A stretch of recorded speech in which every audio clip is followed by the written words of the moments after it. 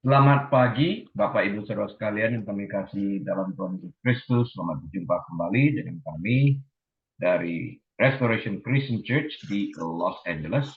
Saya hari ini Gembala Sidang dan hari ini hari Kamis di Los Angeles tanggal 22 Februari jam 7.05 malam. Oke, jam 10.05 di Indonesia. Mari kita awali dengan doa. Tuhan Yesus, kami menyerahkan pembahasan Alkitab yang kami mulai dengan pasal yang ke-7 pada hari ini, kepimpin hamba-Mu agar dapat mengajarkan kebenaran firman Tuhan ini, Tuhan, yang saat kami terima dan aplikasikan memerdekakan kami. Terpuji Engkau dalam nama Tuhan Yesus. Haleluya. Amin. Baik, Bapak Ibu Saudara sekalian, minggu yang lalu kita telah menyelesaikan pasal yang ke-6 dari Injil Yohanes. Dan hari ini kita akan memasuki hari pertama pelajaran Injil Yohanes pasal yang ke-7. Nah, saya akan memberikan background-nya terlebih dahulu. Yohanes pasal 7 dan pasal 8 melambangkan awal dari akhir pelayanan publik Tuhan Yesus. Ya. Dalam ayat-ayat ini akan kita pelajari di dalam pasal yang ke-7 ini, Yesus akan secara terbuka dan terang-terangan menantang kesalahan rohani para pemimpin Yahudi. Para pemimpin Yahudi ini orang Farisi, orang Saduki, ahli Taurat. Nah, biasanya disebut orang-orang Yahudi. Jadi kalau Alkitab mengatakan orang-orang Yahudi, yang dimaksudkan adalah orang Farisi, orang Saduki, dan para ahli Taurat. Ya, the scribes. Nah, jadi dia akan menantang kesalahan rohani pada para pemimpin Yahudi ini dan menyatakan perannya dalam keselamatan untuk umat manusia. Jadi dia mulai menyatakan siapa jati dirinya. Dia juru selamat. Nah, kita akan pelajari di sini di dalam pasal yang ke-7 dan ke-8 ini. Sebagai tanggapan pendekatan para pejabat agama terhadap Yesus akan mengarah pada rencana pembunuhan. Khususnya dia sering melakukan mujizat atau tanda disebut oleh Yohanes pada hari Sabat. Mereka sangat marah terhadap hal yang demikian. Hanya satu kali mereka tidak marah pada waktu Yesus mengadakan mujizat pada hari Sabat, karena dia melakukannya bukan di publik, dia melakukannya di rumah Petrus. Ya, nah Yohanes pasal yang ke-7 dimulai dengan lompatan lain dalam garis waktu Injil. Timetable ini berbeda, meloncat ya. Peristiwa pasal yang ke-6 terjadi sekitar 1 tahun sebelum penyaliban Yesus Kristus. Itu pada pasal yang ke-6. Peristiwa pada pasal yang ke-7 berpusat pada hari raya Pondok Daun, Feast of Tabernacle kalau dalam bahasa Inggrisnya. Terjadi sekitar 6 bulan kemudian. Festival of Booths disebut juga seperti demikian ya. Nah, tapi semua itu menunjuk kepada perayaan Hari Raya Pondok Daun. Nah, perayaan ini merupakan salah satu perayaan terpenting dalam tradisi Yahudi dan merupakan pusat kegiatan keagamaan dan budaya. Itu berlangsung selama 7 hari. Perayaan Pondok Daun ini.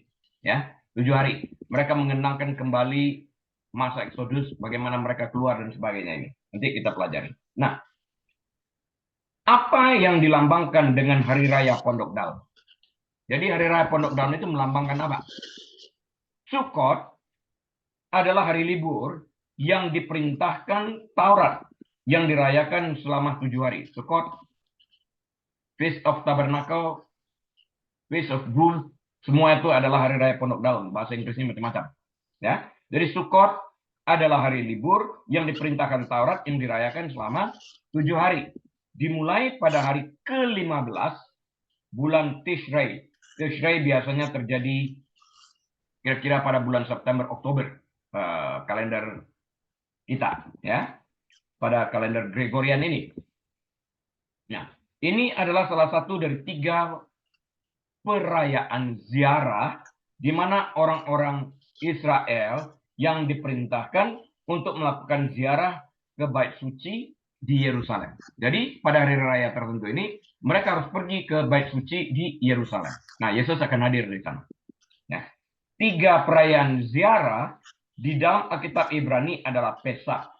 Pesach itu Paskah atau hari raya roti tidak beragi. Paskah bahasa Indonesianya. Nah, dalam bahasa Hebrew-nya Pesach.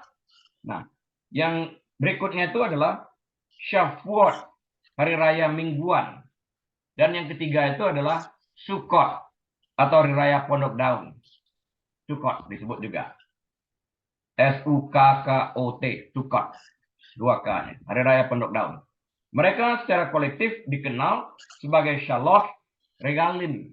Yang tiga-tiga ini secara kolektif dikenal sebagai Shalosh Regalim. Ya. Nah, hari raya pondok daun,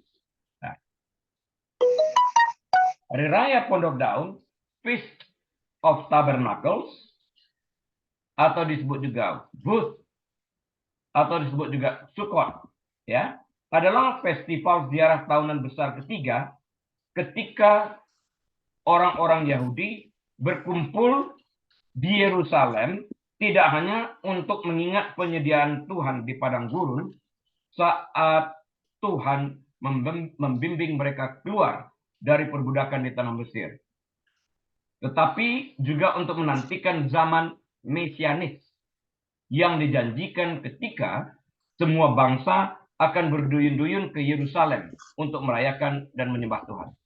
Nah, salahnya adalah waktu Mesias datang, mereka masih tetap dalam proses menanti. Mereka nggak lihat Mesias datang. Mereka tidak mengakui Yesus itu sebagai Mesias. Jadi selain menunggu Mesias, perayaan Hari Raya Pondok Daun ini juga menang kebaikan Tuhan akan penyediaannya pada waktu Exodus, pada waktu mereka keluar dari perbudakan di tanah Mesir, ya, yang berlangsung selama 400 tahun lamanya perbudakan itu.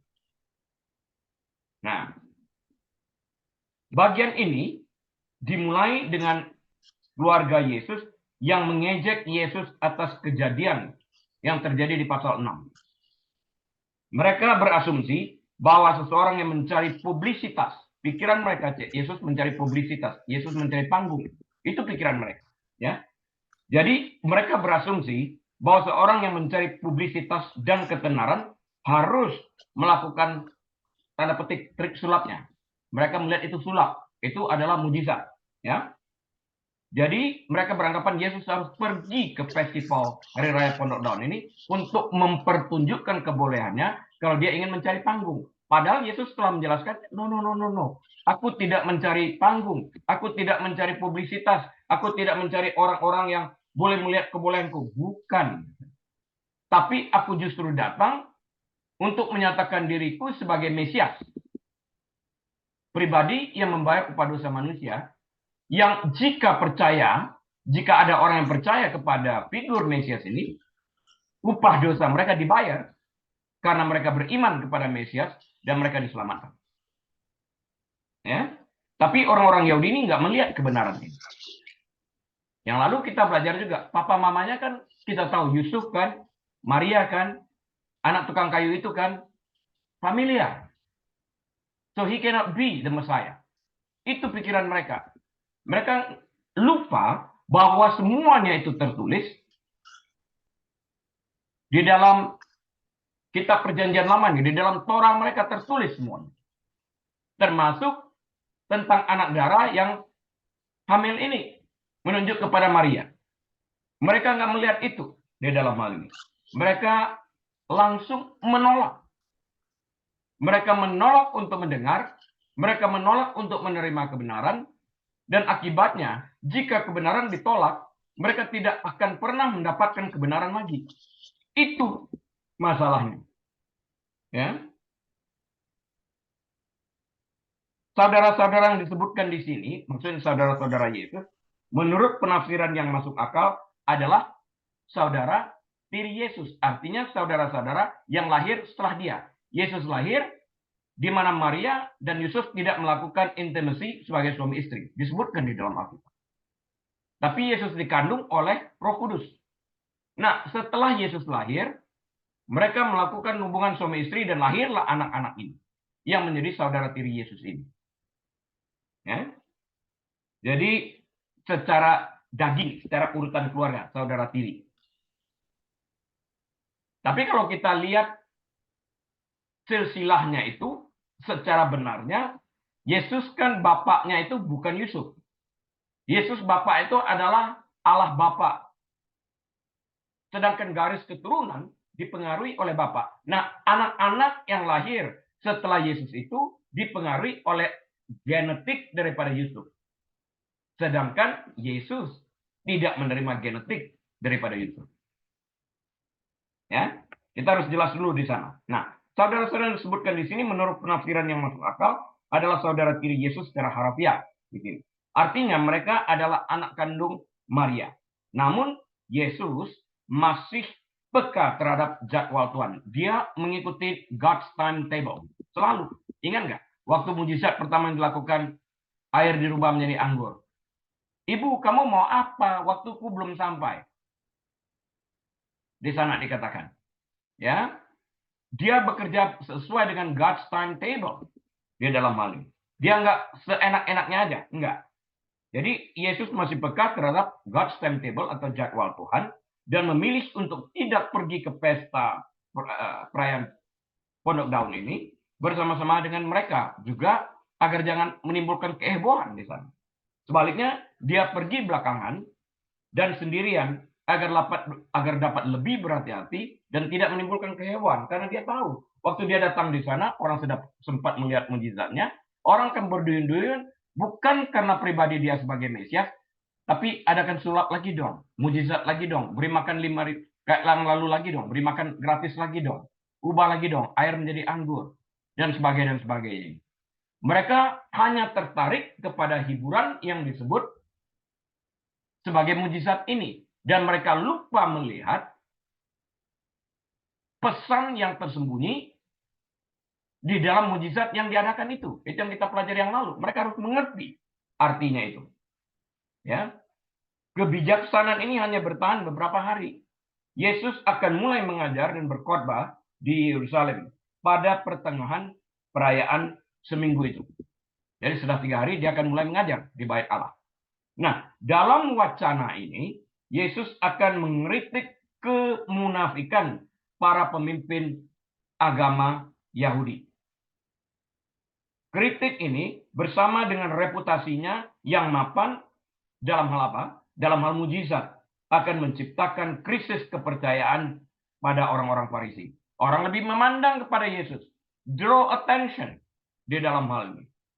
Ya, sekalipun orang-orang yang melihat mujizat itu menuju kepada Yesus, bukan dengan maksud yang benar artinya melihat dia sebagai Mesias, tapi lebih ke arah tangannya.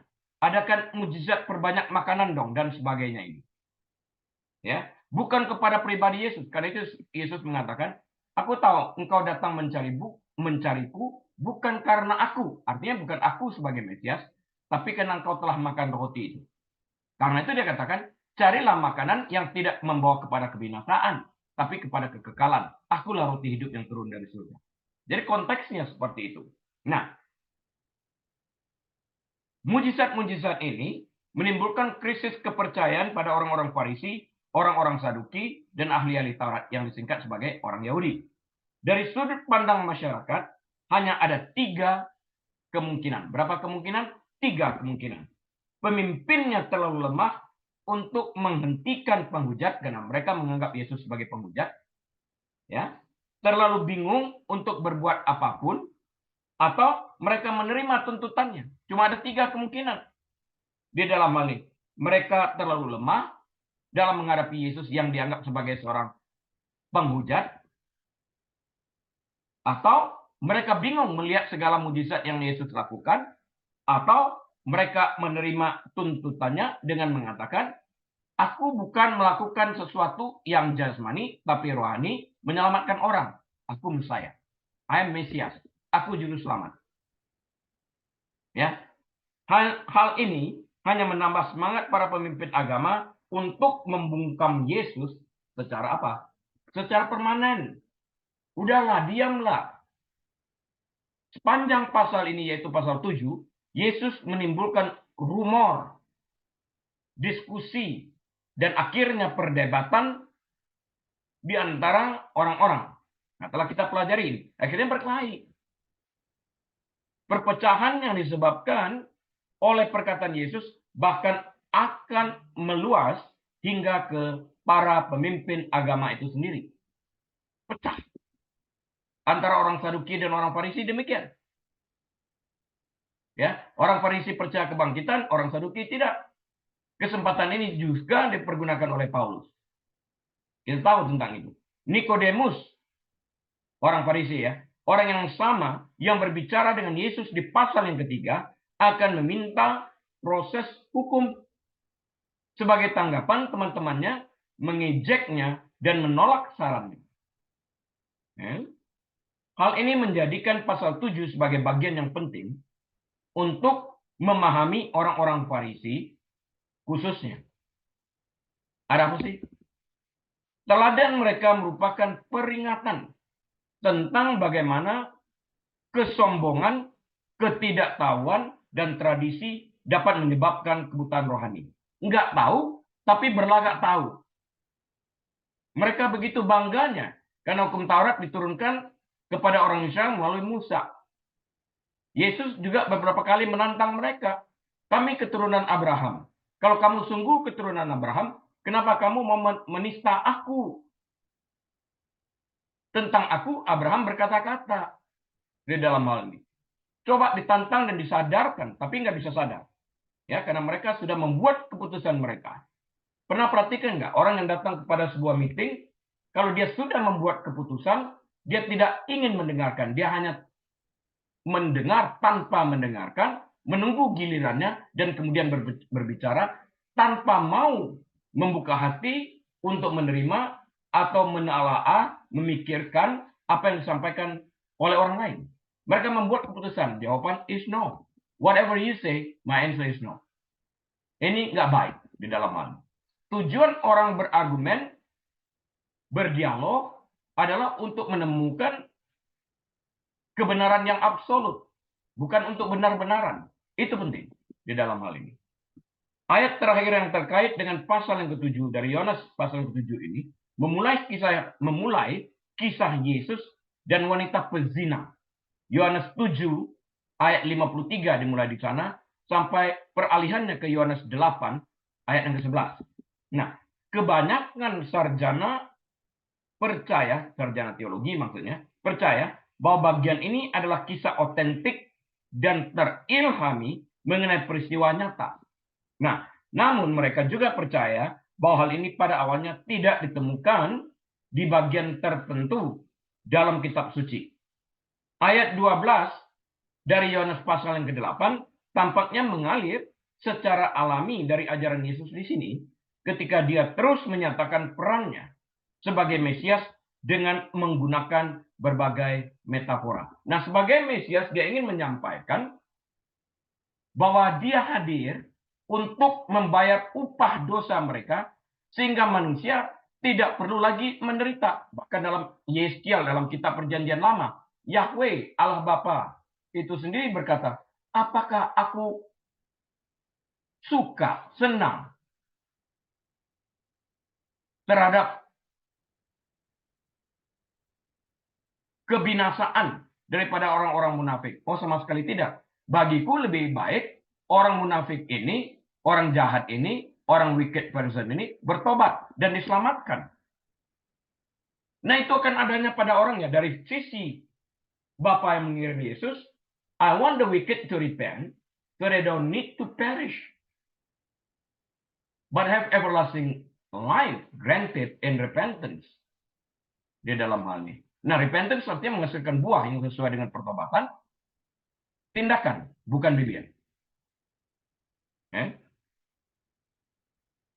Saat membaca bab ini, pasal yang ke-7 ini, penting untuk mengenali arti terminologi yang dipergunakan oleh Yohanes dalam menulis Injil ini. Saat ini, Yerusalem pasti sudah dipenuhi dengan penduduk lokal, pengunjung asing, peziarah Yahudi, dan banyak lainnya karena adanya perayaan Hari Raya Pondok Daun ini. Dengan demikian, ada 3 kelompok utama yang terlihat dalam narasi ini. Orang-orang Yahudi, ya, Farisi, Saduki, tadi ya, sama ahli Taurat, seperti yang paling sering digunakan dalam Injil Yohanes, mengacu pada para pemimpin agama di Yerusalem atau kumpulan orang banyak yang mendukung mereka, yaitu para pemimpin agama di Yerusalem. Kelompok kedua itu adalah rakyat. Di luar pemimpin agama adalah kumpulan campuran dari mereka yang menghadiri festival. Kelompok ketiga adalah orang-orang Yahudi yang tinggal di dalam dan sekitar Yerusalem, yang sebagian besar berpihak pada pendapat para pemimpin agama setempat. Jadi kelompok Yahudi yang terdiri dari para ahli agama, rakyat biasa yang terdiri dari campuran orang-orang berada di luar Yerusalem dan kemudian masuk ke Yerusalem. Dan yang ketiga itu orang-orang Yahudi, bukan para ahli agama, yang tinggal di sekitar Yerusalem dan memihak kepada para ahli agama. Ada 3 kelompok. Nah, ringkasan pasal 7 ini, Injil Yohanes ditulis oleh Rasul Yohanes, ya, yang dikasihi Yesus, Rasul yang dikasihi. Beberapa dekade lebih lambat dari Injil Matius, Markus, dan Lukas. Jadi Matius, Markus, Lukas lahir terlebih dahulu. Kemudian baru Injil Yohanes. Ya, berbeda dengan 3 Injilnya itu. Dia beda sendiri. Yohanes menulis berdasarkan kenyataan, berdasarkan fakta, berdasarkan pengalaman.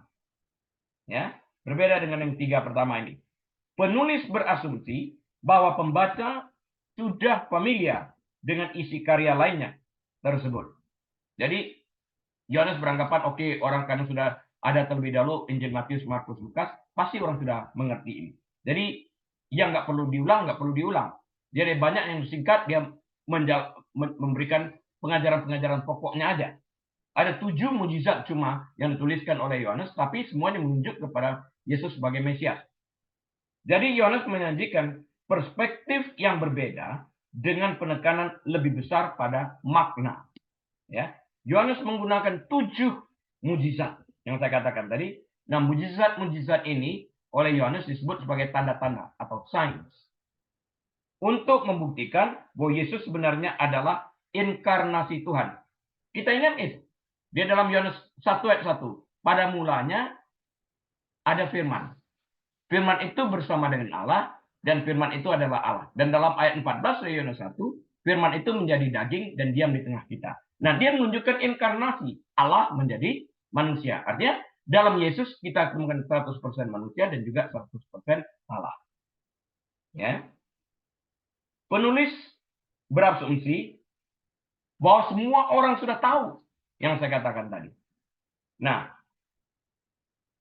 jadi karena sudah familiar dengan isi karya lainnya tersebut, Yohanes menulis, mengutarakan atau memberikan hanya fakta-fakta di dalam Injilnya. Jadi Yohanes menyajikan perspektif yang berbeda. Tanda-tanda diberikannya. Mujizat-mujizat nggak banyak seperti yang lain. 7. Untuk membuktikan Yesus adalah inkarnasi Tuhan. Beberapa ayat yang paling terkenal di seluruh Alkitab dapat ditemukan di sini. Tidak ada yang lebih terkenal daripada ringkasan Injil dalam 1 kalimat yang terdapat dalam Yohanes 3:16. For God so loved the world that he gave his one and only begotten Son. Whosoever believes in him shall not perish, but have everlasting life. Karena Allah begitu mengasihi manusia, mengasihi dunia, maka ia memberikan putra tunggalnya, sehingga barang siapa yang percaya kepadanya tidak binasa, melainkan beroleh kehidupan yang kekal. Dunia di sana bukanlah tempat kita tinggal, tapi adalah orang-orang berdosa. Dari mana kita tahu? Karena Allah begitu mengasihi dunia, kemudian dia katakan percaya, mempergunakan percaya. Jadi dunia yang percaya adalah orang. Dia dalam orang berdosa yang percaya tidak binasa, melainkan diselamatkan. Tuhan tidak mungkin mengasihi dunia, karena dia mengatakan barang siapa mengasihi dunia menjadi seteru Allah.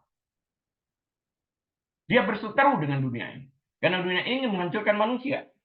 Nah, sekarang kita lanjut dulu. Ringkasan dari konteksnya apa? Yohanes pasal yang ke-7 merupakan awal dari akhir pelayanan publik Yesus tadi dikatakan. Memberi makan ribuan orang di pasal yang ke-6 adalah puncak popularitasnya di dunia karena terjadi di depan umum, belasan ribu orang melihat. Nggak ada yang dapat menyangkali ini. Antusiasme itu berkurang ketika Yesus menjelaskan arti sebenar dari pelayanannya itu. Telah kita pelajari beberapa minggu yang lalu. Di sini dalam pasal 7 dan 8, Yesus akan menghadapi para pengkritik-pengkritiknya di sebuah perayaan besar Yahudi dengan menggunakan metafora yang diambil dari perayaan-perayaan ritual untuk menyoroti tema-tema khotbahnya. Nah, bab-bab berikutnya mencakup mujizat dan ajaran tambahan dari Yesus seiring dengan semakin dekatnya penyalipannya. Jadi dia sadarkan hal ini. Dia sesuai dengan God's timetable, menyongsong kepada penyalipannya, dia memberikan pengajaran yang searah dan sesuai dengan itu.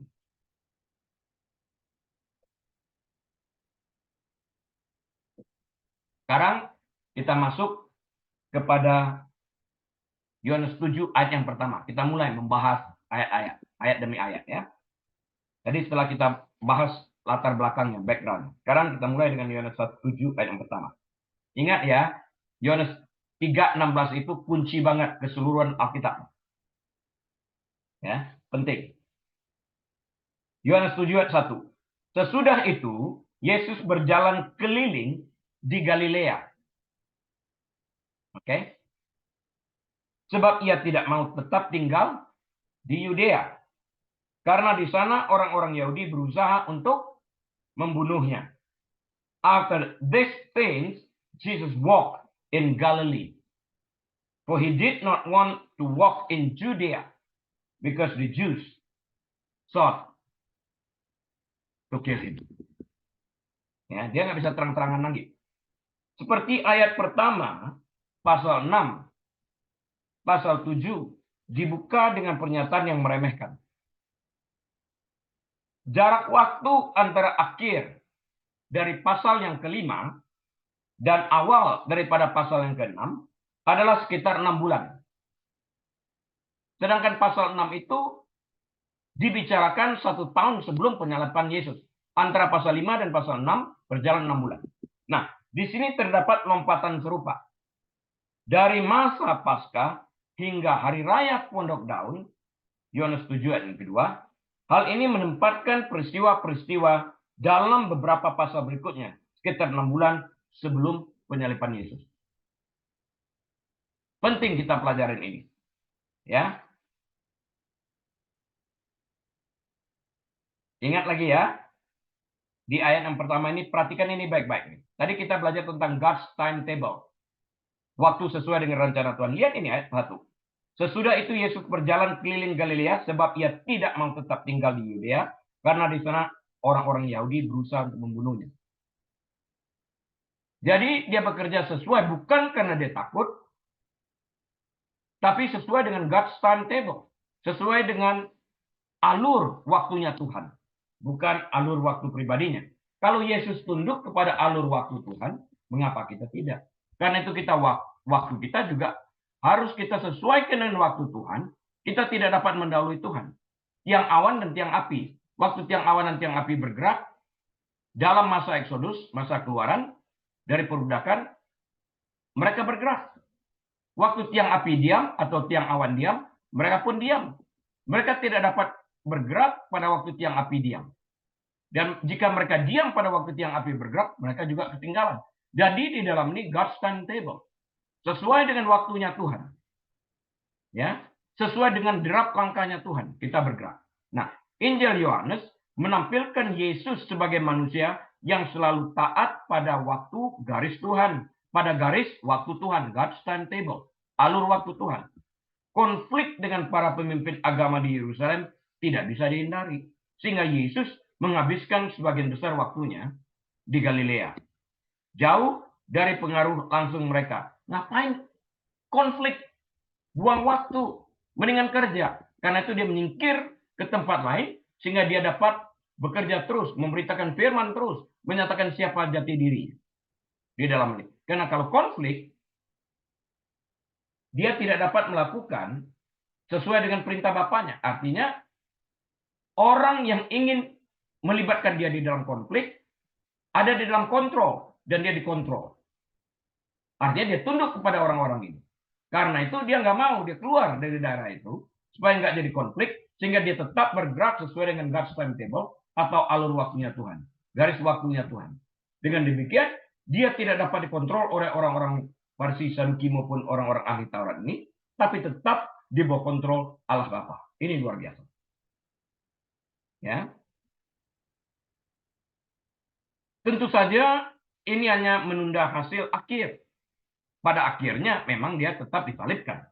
Yesus sudah melakukan cukup banyak hal sehingga mereka berpendapat bahwa ia layak mendapatkan hukuman mati. Mereka bermain Tuhan karena mereka menafsirkan tindakannya sebelumnya sebagai bentuk penghujatan, blasfemi. Yohanes 5:18. Keinginan untuk melihat Yesus dibunuh akan semakin meningkat karena tindakannya selama hari raya Pondok Daun. Seperti yang biasanya terjadi dalam Injil Yohanes, istilah orang Yahudi mengacu, tadi telah dikatakan, pada para pemimpin agama di Yerusalem dan para pendukungnya. Ya, saya akan mengulang ini beberapa kali sampai kita mantap dalam kepala kita. Ini merupakan perbedaan yang penting ketika menafsirkan reaksi orang banyak terhadap kata-kata Yesus. Orang-orang Yahudi seperti dijelaskan di sini adalah kelompok yang agak terpisah dari rakyat. Ya. Kita lanjut. Yohanes 7 ayat yang kedua. Ketika itu sudah dekat hari raya orang Yahudi, yaitu hari raya Pondok Daun. Now the Jews' feast of tabernacles was at hand.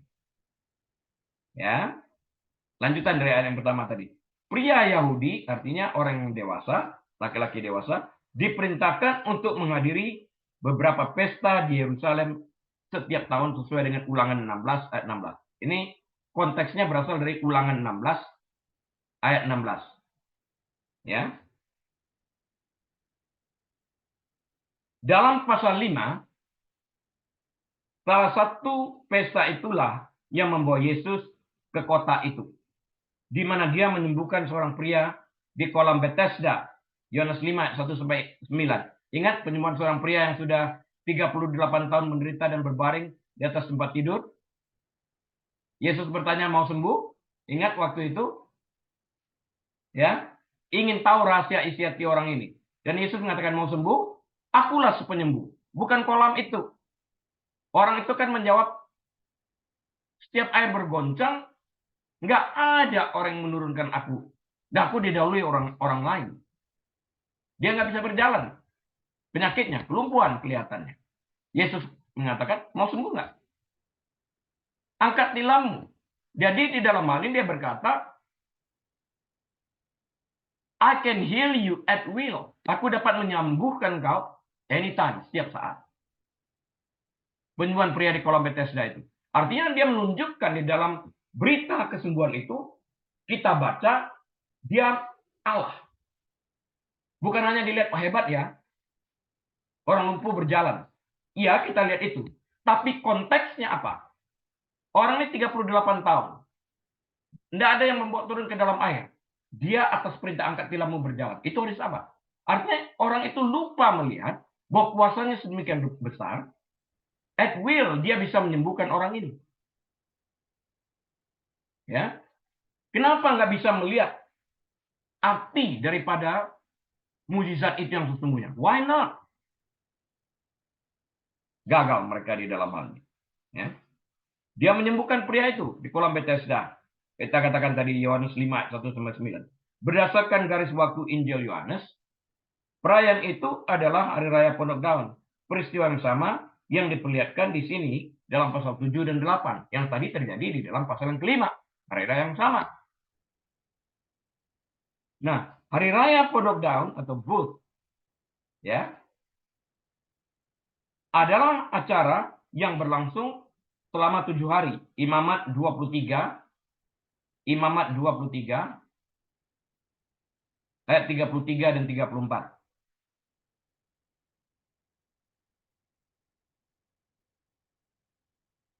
Imam 23 ya, 33 sampai 34. Untuk merayakan perjalanan Israel melewati padang gurun. Jadi diperingatin di sana. Ritual festival ini mengingatkan masyarakat akan bagaimana Tuhan telah menyediakan kebutuhan mereka sepanjang perjalanan mereka di padang gurun. Jadi kebutuhan orang Israel digenapi, dicukupin, dipenuhi selama perjalanan mereka keluar dari perbudakan di Mesir, memasuki tanah perjanjian. Nah, Hal ini melibatkan lampu-lampu raksasa yang sungguhnya terbuat dari jubah imam, Yohanes 8 ayat 12, dan para imam yang membawa air dari kolam Siloam, Yohanes 7 ayat 37. Nanti kita pelajari saatnya.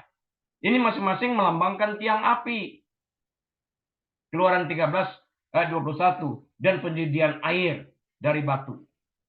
Jadi air yang diambil dari kolam Siloam itu melambangkan air yang dikeluarkan dari batu. Ada 2 kali ya. Yang pertama diketok keluar, yang kedua disuruh berbicara tapi Musa melawan, instead berbicara dia ketuk. Akibatnya dia tidak masuk tanah perjanjian. Kalau lupa saya jelaskan sekali lagi di sini. Yang pertama kali Musa diperintahkan karena mereka bersungut-sungut kehausan, Tuhan katakan ketuk, pukul batu karang itu, melambangkan penderitaan Yesus. Pertama kali di kayu salib, dipukul keluar air kehidupan dia dalam hal ini. Yang kedua kali, Tuhan berkatakan, berbicaralah kepada batu karang itu.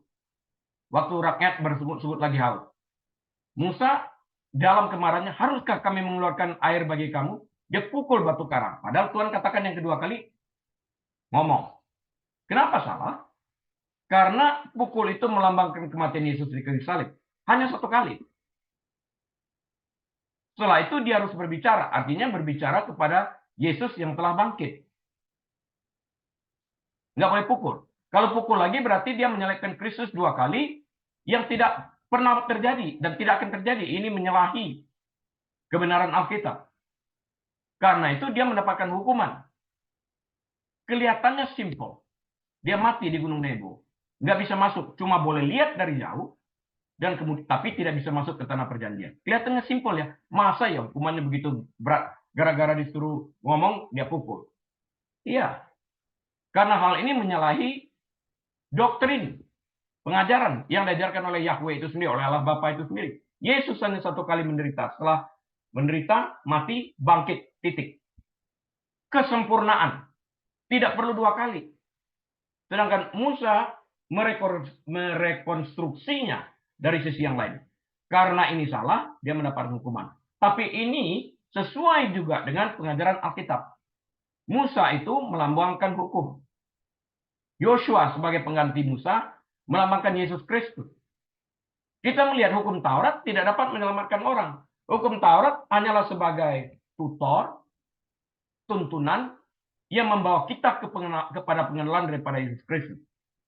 Waktu kita beriman, Yesus yang mengambil alih membawa kita ke tanah perjanjian. Akhir daripada Musa, akhir daripada Taurat, dia mati, selesai. Dia ambil alih Yosua yang membawa 2,5 sampai 3 juta orang yang masuk ke dalam tanah perjanjian itu. Yesus Kristus. Ini semuanya inline narasinya dengan apa yang terjadi di dalam perjanjian baru. Ya. Oke. Jadi sebagai sebuah festival besar, acaranya akan membuat Yerusalem menjadi kawasan yang sibuk dan padat penduduk. Konflik antara Yesus dan para pemimpin agama yang ditunjukkan dalam ayat ini akan menjadi lebih tegang karena publisitas yang sangat besar. Tahun yang lalu orang melihat itu yang terjadi. Sepuh, orang 38 tahun nungguin. Sekarang apa lagi? Orang sudah lebih was-was. Perhatikan, ketegangan lebih tinggi. Karena pengikut Yesus semakin meluas. Pengaruhnya semakin besar. Kita lanjut dengan Yohanes 7 yang ketiga.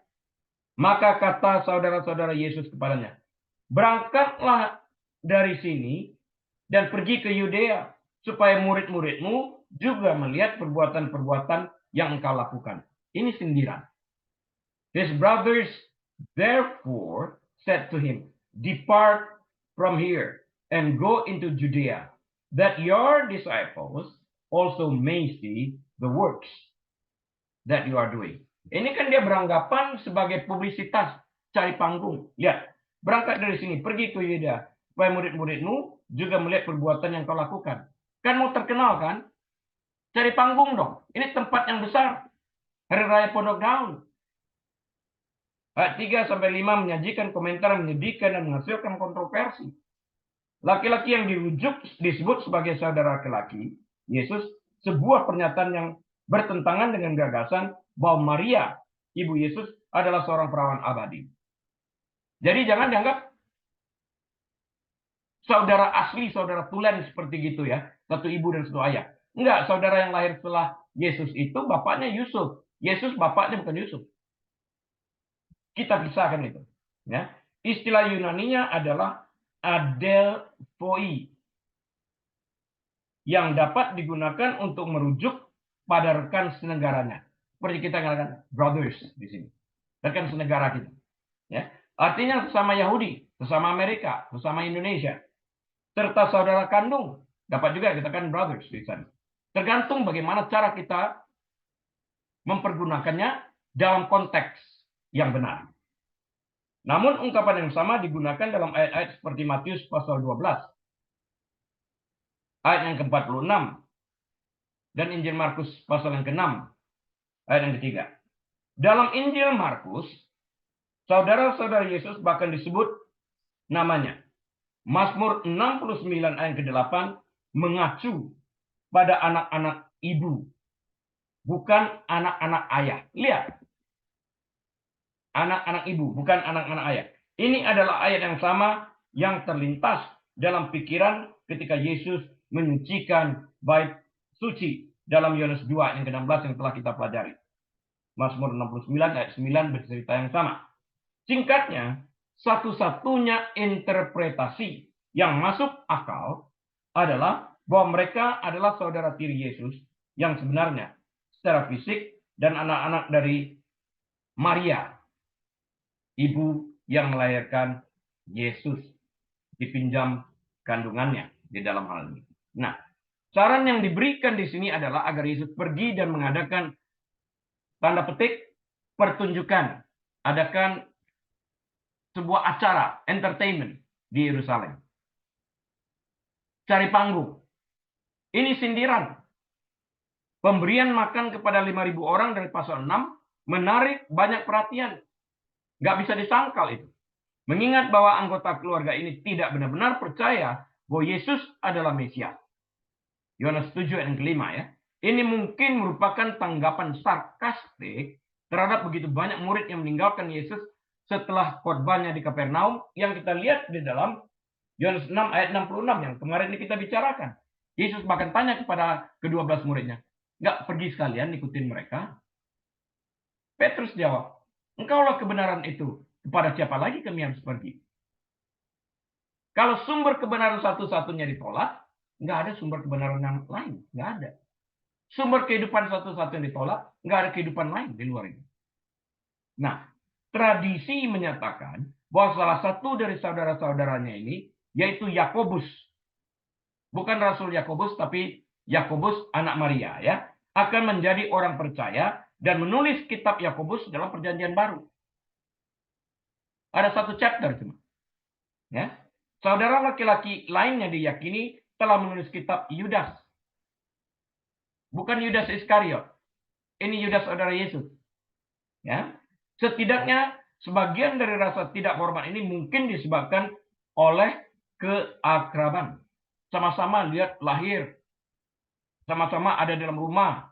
Dirawat dengan pengajaran yang sama. Ini sekarang apa-apaan kira-kira begitu ya. Sarkastik mereka. Tradisi Yahudi menyatakan bahwa Mesias relatif tidak dikenal. Yohanes 7 ayat 27. Sehingga sekedar mengenal Yesus saja sudah cukup bagi sebagian orang untuk menolak dia sebagai yang dijanjikan. Karena mereka beranggapan dia datang out of nowhere. Itu pengertian mereka. Seperti terlihat dalam kehidupan orang-orang seperti Yudas Iskariot, sekedar mengetahui tentang Yesus atau sekedar mengenal dia tidaklah cukup untuk membuat seseorang menjadi percaya. Lihat, sekalipun dia mengkhianati Yesus sampai pada akhirnya, dia tetap bersama-sama Yesus, tapi dia tidak pernah diselamatkan. Jadi sekedar mengenal Yesus tidak menyelamatkan. Kita harus masuk secara dalam, bergaul secara dekat, dan erat. Ini yang menentukan. 45 menit kita berakhir, kita akan lanjutkan minggu depan dengan Yohanes 7 yang keempat. Bapak, kami terima kasih hamba-Mu telah selesai membahas ayat 1 sampai dengan 3, dan latar belakang daripada Yohanes yang ke-7. Hambamu berhenti berbicara, Roh Kudus engkau terus berbicara kepada kami. Enlighten our spirit, terangi roh kami, agar kami mengerti apa yang telah dibahas ini, dan boleh menjadi pelaku kebenaran firman-Mu, bukan hanya sekedar mendengar.